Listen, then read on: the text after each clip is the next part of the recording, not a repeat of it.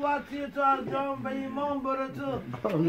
خیالی من خودت مردی برفتی آدم زنده بودی زنده بودی حالا فهمیدم همه حبیب شهاد داریم و در نغزی نشانی محمود جان آئی قوت تو محمود جان آئی طاعتی قیبادت با ذکر خدا کم باشی پیرکاینا ملائکن انشالله خدا خواه امین خدا قوتی تو تا هستی زبان تو گویای تو ذکرش کنه این بچه ها و بیرارم با عمر خدا درسان خداوند از جام به ایمان برمان با دوستاش حشر کنه در حق ایمان دعا کن همیشه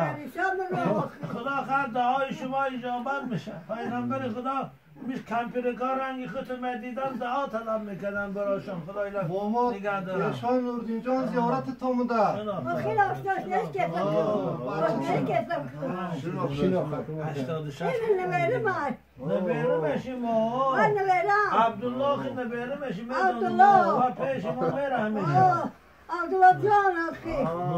ملا عبدالله گوه با ملام هست حب بزرگه خدا خواهد تو مردن نداری بچه ها علی نماز و علی حج و حاجی نبیره علی قرآن خدا خواهد دیگه تو مردن نداره همیشه زنده هستی خدا قوتی بچه ها رو نگهبان شما ملا عبدالله این برام این خاندان در خدا فیض و برکاش عطا کنه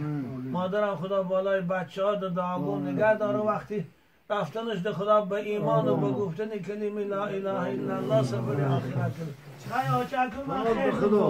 به خدا مسکت هم بجا باید چی گوش به قوت بوده حالی وقت موسیقی بیتم نوزه خدا خواه 92 رفتون گفت